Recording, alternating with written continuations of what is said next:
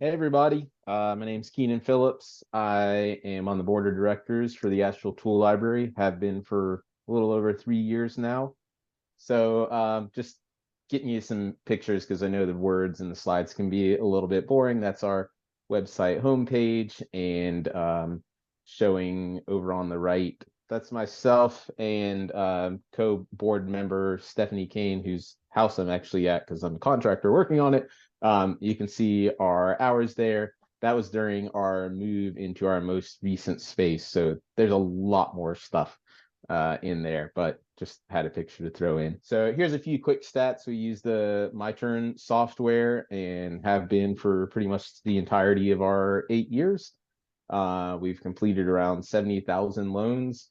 We currently have around 900 members and 2,800 items. You can see over to the left that there's about 59 things that are currently overdue. So that's not too bad out of all those items. So all of our members, we don't do any tiers or anything. Everybody gets access to those 2,800 or so items. Things are available for rent for up to 7 days at a time. We don't have an explicit maximum number of tools. The maximum number of tools as well as renewals on tools are somewhat left to the lead librarian's discretion. They're going to check things like availability of those tools. If it's chop saws, like something that we have a dozen or so of, and we have 10 of them there and somebody wants to renew it, we'll let them do that.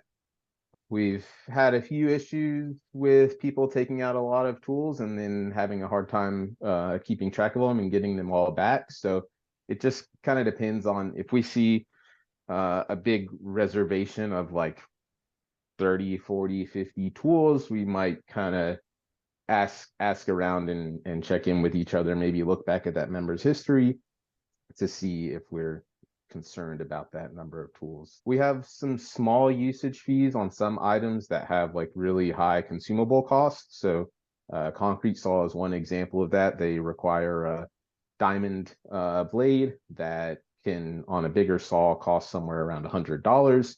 So at most, we're charging about $10 per item. We've also got a big 4-inch chipper, and a gas MIG welder is another example that comes. You can get the gas tank with it. So that's $10 per borrowing as well, because you're going to consume some of that gas. And we ask folks if they empty it in their turn to take it by the place to get it refilled and bring it back filled up, and we'll give them the money back for the whole refill charge if they didn't use the whole thing. Late fees are, for most things, $1 per tool per day. We keep batteries, chargers, and the actual like cordless tool that they may go with as separate items in our inventory. It's just easier to keep track of things. Sometimes somebody wants 2 or 3 batteries. Each of those things, though, the battery, the charger, and the tool, are considered as individual items. So each of those is going to have that $1 per tool per day late fee. And those late fees do accrue even on our closed days. We're open Monday, Wednesday, Saturday, and Sunday. You can see the specific hours there. That's how we've been doing it. Most people do not seem to be bothered by that. That seems like a pretty small amount, but it actually makes up, I want to say, somewhere around 20% of our annual income. It's kind of helpful. As far as perks, members really don't have any perks other than everything that's up there. The perks we do for active volunteers, because we only have one paid employee and they are paid for about 20 to 25 hours a week. So otherwise, we are very heavily rely on volunteers. So to be qualified as an active volunteer, that is working more than 15 hours per quarter. And at the end of each quarter, when our tool library manager checks through who's, everybody's hours, they pick out a small gift for everybody. Sometimes it's tool library swag. Sometimes it's gift cards to different places around town. It varies.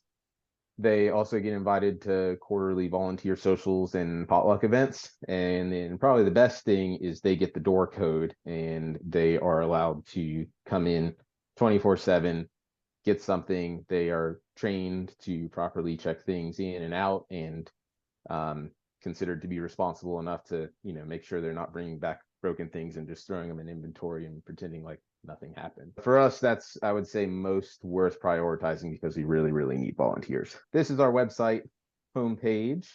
You go to one page and you can do the membership, or you can also apply for a scholarship. And Bobby pointed out to me earlier, he thought it was really cool that they're just kind of on the same page. The scholarship isn't super isolated from paid membership, and that maybe that just is a small thing that makes it easier for people that are, needing that scholarship to be able to go down that path. So our sliding scale paid memberships, currently we have a sliding scale of $50 to $250 a year. If somebody goes online to sign up for one on their own, the preset that we have is right in the middle of that range at $150. We raised that about a couple years ago. Our sliding scale was 50 to 150, and we had a $100 preset. And when we looked at the data, it seemed like a lot of people were just going right in the middle, right at that $100. And we thought, maybe they're doing that because they need it to cost $100, but maybe they're doing that just because it is one less click for people to do. And maybe they're just gonna, like, whatever that preset is, like, it's really, really easy to change that number if you want to or need to. So we were like, well, let's play with this. Let's not raise the lower end, but let's raise the upper end and adjust that middle range. And that actually worked out really well for us. A lot of people are still going right in the middle at $150. And so that brought up our income a little bit without feeling like we were kind of excluding anybody needing that lower cost. And then the scholarships on that page before, if you just click on that lower link, it takes you to a simple Google form. These are screenshots from my cell phone. The top gives a quick description. And then there are 4 questions to answer. Tell us your full name, your email, whether or not this is your first time having a membership at the tool library, and then what you're planning to do with the tools. So that then gets sent to a Google spreadsheet. One of the board members reviews these, which has been me for the past couple of years. And people put a variety of things in for those answers. We're pretty much not turning anybody away. Every now and then somebody accidentally went to this form who, like, wants information or wants to volunteer. So for the most part, that's what I'm checking for. Like, oh, you should email the volunteer coordinator, and this isn't the way to do that. There was one other thing on the slide before, which was that when we were first opening up, or hadn't opened yet, and were fundraising, we offered lifetime memberships for $500. And as far as I know, that worked really well. Every now and then I've seen somebody who is one of those lifetime members. I think that was a really good tool. I wasn't around then. That this is kind of from hearsay, but I am working towards opening another tool library nearby and planning to do the same thing. I think it's a great way to just get an idea of, is this something people in your area really want and are really excited about supporting early on and hoping to have in the area for a while. Have you had issues with members, and how have you resolved them? The biggest problem, I'd say, is late or not at all returned tools. We, about a year ago, were really working on beefing up our membership agreement, and are now requiring a valid credit card to be kept on file. And people are authorizing us basically to, if they disappear, they aren't talking to us, we're trying to communicate, hey, something's late, can we help, what can we do, and they're not paying it and they're not responding, that we do have the authority to just charge that card. We do realize that sometimes people end up in situations where they aren't able to communicate with us, at least for some amount of time. So our policy delays charging that card for several weeks, and we have a maximum of the replacement cost of the tool. Luckily, one of our current board members was in library and inventory management technology for the Army for many, many years, and has gone through our entire inventory and assessed everything with a replacement value that is pretty accurate. So we have that. That's something you can put into the My Turn software with every item and have those late fees stop accruing when it actually meets that amount of the replacement cost. So that's our maximum late fee for every tool, is just, hey, we got to replace it now. You can keep it. Thanks for that. I mean, there is kind of a follow-up. Has there been any pushback from members? I know one of the reasons why we didn't initially ask for a credit card on file, and why a number of libraries don't, was for accessibility. To be able to make sure that people could become members if they were unbanked, if they didn't have access to credit, if they had other financial, issues. We didn't want that to be a barrier. And it is definitely something that has to be weighed, right? Because then, how else do you track somebody down? What does that relationship look like? I've heard of some libraries, making so somebody can't check out large items, the first couple of times. They've got to check out a hammer or something really basic to begin with to make sure they're bringing it back. So as kind of a two-part question, how have you put in any type of safeguards up to this point? And now that you are requiring a credit card, has there been any pushback, or have you heard from any members that was going to be a barrier? I think we talked about it at several board meetings, because a lot of us were concerned that would be a barrier to entry. So the revision before this of our membership agreement, I think we had about 10 different ways somebody could verify their identity. It was like, bringing in a bill from a local company and this and that. And it was a lot to pass on to the one staff person, and beyond that, all of the volunteers. We're trying to keep things as simple as we can. It's hard enough just checking tools in and out properly. It took us a while to get to, let's just do the credit card thing. And knowing that it was a trial. Like, if we had gotten a lot of pushback, I think we would definitely change. If somebody came in and said, hey, I don't have a credit card, we would certainly work with them and find a way to work around it. But yeah, Stephanie said there's been like almost no pushback. Excellent. Do you require members to register online before coming in? And the question is kind of coming because there was, potentially concerns about member comfort, inputting their payment info in a public device at the library itself. So is that something that you've worked on or addressed in some way? So people can sign up online or directly at the library. All of our events are just open to the public. You don't have to be a member. Sometimes people are signing up there. Most of the librarians are going to say something like they're going to type in all that person's basic info for them. Usually, if I'm there, they say, oh, I want to sign up for a membership. I say, cool.